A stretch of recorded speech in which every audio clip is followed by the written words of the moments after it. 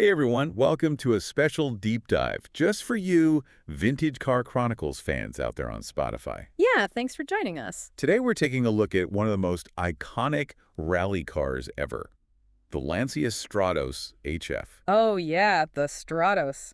It's a legend for a reason. We've got a whole stack of articles and historical accounts here, and we're going to try to pull out the most interesting and important stuff for you. That's right. We're going to really get into what made this car so special. So let's rewind back to the beginning. Okay, back to the very start. And it all starts with Nuccio Bertone. Head honcho at Bertone Design. And he had this crazy idea. Oh, yeah, this is a great story. He wanted to work with Lancia on their new rally car. They were looking to replace their old Fulvia rally car. Right. But instead of sending a proposal, The usual boring way. he decided to make a statement. Yeah, it's an understatement. He took a Lancia Fulvia Gave it a wild makeover. and drove it right under the factory gates at Lancia. Can you imagine that? Just driving right under the gates? What a power move. Talk about making an entrance. That's how much he wanted that partnership. And did it work? It totally did. Lancia was impressed. I mean, how could they not be? That's incredible. That's how the Stratos project was born. And to bring this vision to life, Bertone brings in the big guns. Marcello Gandini You know, the designer behind the Mura. and the Countach. Those are some serious design icons. Gandini was a visionary. Yeah, and you can see his signature style all over the Stratos. That wedge shape, the wraparound windshield, it's unmistakable. It's like he took inspiration from spaceships and fighter jets. But those design features weren't just for looks. Right, they were functional too. Absolutely. That wedge shape was aerodynamic brilliance. Cutting through the air. And that wraparound windshield gave the driver incredible visibility. Crucial for those tight rally stages. So we've got Bertone's audacity, Gandini's design genius. What else goes into this recipe for an automotive legend? Well, you need a powerful heart. And that came from Ferrari. Ferrari. Now things are getting interesting. The legendary Dino V6 engine. Wow, that's a serious piece of Italian engineering. But getting that engine was no easy feat. Oh, I bet Enzo Ferrari wasn't just giving those engines away. You're right. He was hesitant at first. He didn't want to create a competitor to his own dyno-powered cars. Right. But when dyno production ended, Lancia managed to snag 500 of those engines. 500? That's a lot of horsepower. It was a strategic move by Lancia, because back then, to compete in rallying, you had to build a certain number of road-legal cars. Homologation rules. Exactly. And they needed those Ferrari engines to make it happen. So the Stratos was born from this incredible trifecta. Bertone Gandini and Ferrari. It's like a dream team. So we know it looks amazing and has a powerful engine. But what made it such a beast on the rally stage? Right. Let's talk about that. The Stratos was engineered for rally domination from day one. Okay. How so? They focused on three things: lightweight construction, a short wheelbase, and easy access for repairs. So it was all about speed and efficiency. Every second counts in a rally. The Stratos was designed to be nimble, quick, and easy to work on. And those clamshell hoods? Oh, yeah, they weren't just a design quirk. They were designed for rapid access to the engine. So mechanics could work on it quickly during those crucial pit stops. Exactly. It was a massive advantage over the competition. So the Stratos wasn't just built for speed, it was built to win. And when it did, the Stratos racked up an incredible list of victories. All right, let's hear about those legendary wins. Well, it all started with the World Rally Championship. The Stratos won it 3 years in a row: 1974, 1975, and 1976. Talk about dominance. Were there any particularly memorable races? Oh, yeah, tons. The Monte Carlo Rally was a Stratos playground. Bernari won it 3 times in a row: 75, 76, and 77. And even a private team Chardonnay won with the Stratos in 79. Wow, that's impressive. And then there's the 1975 Swedish Rally. The Stratos was practically flying over snow and ice. I remember reading about that one. It seemed like nothing could stop it. It conquered every terrain and every condition. So it wasn't just a one-trick pony. Yeah. Definitely not. It even won the grueling East African Safari Rally in 75. Dust heat, rough terrain. The Stratos just ate it all up. A perfect blend of power, agility, and durability. But hold on a second. Yeah, The Stratos wasn't just a rally car, was it? you're right. It actually achieved some impressive results in other forms of motorsport, too. Like what?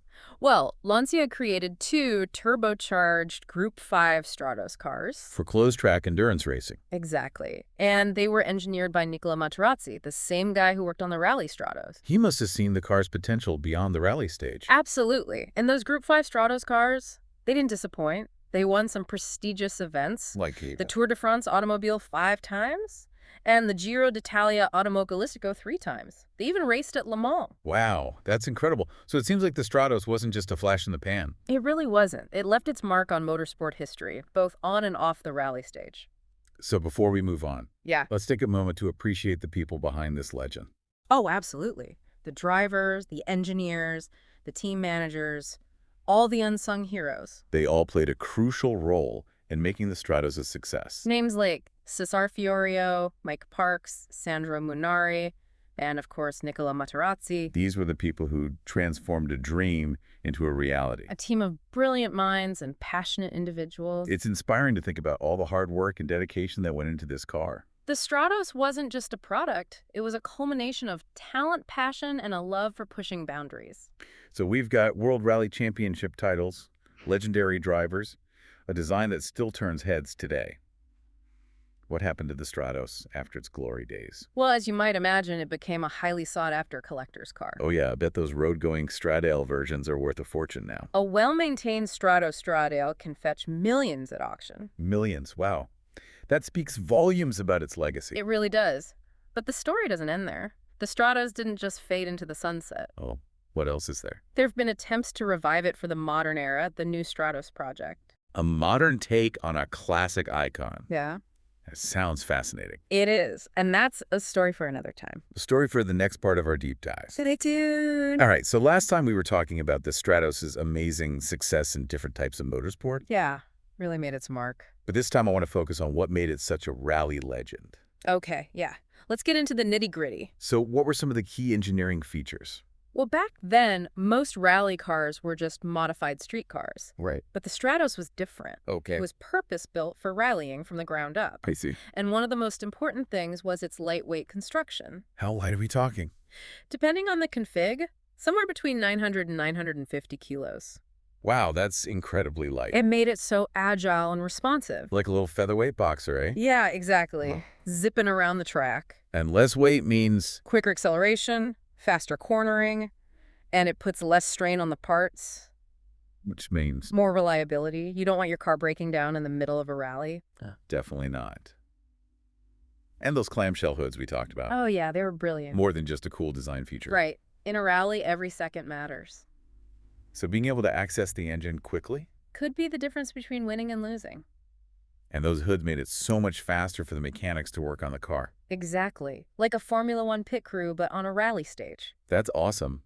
But of course, none of that matters without a powerful engine. Right. The heart of the beast. We touched on the Dino V6 before, but let's dive in a bit deeper. Okay, so the road-going Stradale. The one you could actually buy. Exactly. It had a 2.4-liter Dino V6. But detuned a bit for the street.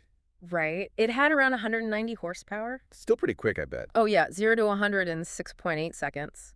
And a top speed of 232 kilometers an hour. Not bad at all. But I'm guessing the rally versions were a bit more powerful. Oh, yeah, a bit. The Rally Stratos had a 12-valve version. Okay. That one cranked out about 275 horsepower. Nice. And then later on, they had a 24-valve version. Even more power. 320 horsepower. Holy cow. That's a serious upgrade. No wonder those cars were winning everything. They were incredible machines. But there's a funny twist to the story. What's that? In 1978, the FIA changed the rules for Group 4, Okay. and they banned the 24-valve heads. So the Stratos was actually more powerful than what was allowed. Exactly. But even with the 12-valve engine, it was still a dominant force. So why did Lancia stop supporting the Stratos in rallying? That's where things get a little complicated. How so? Well, there were some internal politics within the Fiat group. Fiat owned Lancia, right? Yep. They decided to focus on the Fiat 131 Abarth for rallying. So the Stratos was left without full factory backing. Exactly. It was a shame because the car was still competitive. It's always a bummer when politics gets in the way of a good thing. Yeah, you said it. But even without factory support, the Stratos' legacy lived on. And the people behind it, they deserve a lot of credit. Oh yeah, for sure. We talked about some of the key figures before, but their stories are worth diving into a bit deeper. Like Cesar Fiorio, the Lancia team manager. What about him? He was the driving force behind the whole Stratos project. He had the vision. He orchestrated the partnership with Bertone. And most importantly, he got those Ferrari engines. He sounds like quite the operator. Oh, he was also the one who put together the team of engineers and drivers. Sounds like he was the glue that held everything together. That's a good way to put it. Hmm. And then there was Mike Parks, the British engineer. Right, the former Ferrari driver. Exactly. He brought a lot of technical expertise to the team. What did he focus on? He worked on refining the Stratos' suspension and handling. So we've got an Italian mastermind and a British engineering wizard. A real international effort. And of course, we can't forget about Sandro Munari. The Italian rally legend. He was practically born behind the wheel. And his skill in the Stratos was unmatched. He could push that car to its absolute limits. And he really helped showcase what it could do. He's the guy who made those Monte Carlo victories legendary. Exactly. And then there's Nicola Matardi. The brilliant engineer. Yeah. He brought so many technical innovations to the Stratos. Like what? His calculations and design work were key in making the car both incredibly lightweight and incredibly strong. It's amazing how all these people came together to create something truly special. It really is. It shows what can be accomplished when you have a shared passion and a dedication to excellence. It's more than just a car. It's a Yeah. testament to human ingenuity and a desire to push boundaries. Beautifully said. And that spirit lives on in the new Stratos project. Ah, yes, the modern-day revival of this icon. We'll dive into that in the next part of our deep dive. Welcome back to our Stratos deep dive. It's time to talk about the new Stratos. Ah, yes, the modern revival. Imagine this, you're a car enthusiast, Mm-hmm. and you absolutely love the Stratos, Nice. and you dream of seeing it come back. But like a modern version. Exactly. That's what happened with the new Stratos project. So who is behind this? It was the brainchild of a German businessman, Okay. Michael Stoschek, and his son, Maximilian. A father-son project. That's awesome. They were huge rally fans, and they wanted to bring the Stratos back. Not just as a replica, though, right? No. They wanted a true modern supercar. That captured the spirit of the original. Exactly. So they went to Pininfarina The legendary Italian design house. to design it, and they spared no expense. They wanted to make it perfect. And you know what they used as the base car? Tell me. A Ferrari 430 Scuderia. Whoa. That's a pretty serious starting point They shortened the chassis. to make it more compact, Right. And they used a lot of the Ferrari's mechanical bits. including that amazing V8 engine. Oh, yeah. And they tuned it. How much power are we talking? 540 horsepower. No way. That's even more than the Rally Stratos. It was a monster. And with its lightweight construction, And how light was it? just 12,247 kilos. So it could really move. Oh, yeah. 0 to 100 in 3.3 seconds. That's supercar territory. But it wasn't just about speed, was it? No, it had to have that Stratos soul. That agility, that driver connection. Exactly. And it delivered. I bet that V8 sounded incredible. Yeah. It was pure music. A real driver's car. Sounds like they really nailed it. They did. But it wasn't easy. Oh. What happened? Ferrari wasn't on board at first. You didn't want to help? Nope. They refused to supply parts. And you imagine that, having this amazing project. And Ferrari saying, no way. That's wild. But they managed to pull it off in the end. They did. But only 25 were built. Wow, even rarer than the original. A true collector's item. So what does this new Stratos tell us about the original? I think it shows that the Stratos is more than just a classic car. It's timeless. Exactly. It's a symbol of performance and passion. Something that resonates with car lovers across generations. And it shows that some cars, they just become icons. Inspire us. They capture our imagination. The Stratos is a perfect example of that. It's a story about innovation and excellence. And the magic of cars. The way they can make us feel. Well said. Well, folks, that wraps up our deep dive into the Lancia Stratos HF. What a car. From its humble beginnings to rally dominance to a modern-day revival. It's a story that never gets old. And a car that will always hold a special place in our hearts. For sure. To all you vintage car fans out there. Be sure to check out the daily Vintage Car Chronicles podcast on Spotify. We've got a ton of great stories. About all sorts of amazing cars. Thanks for listening. And we'll see you next time.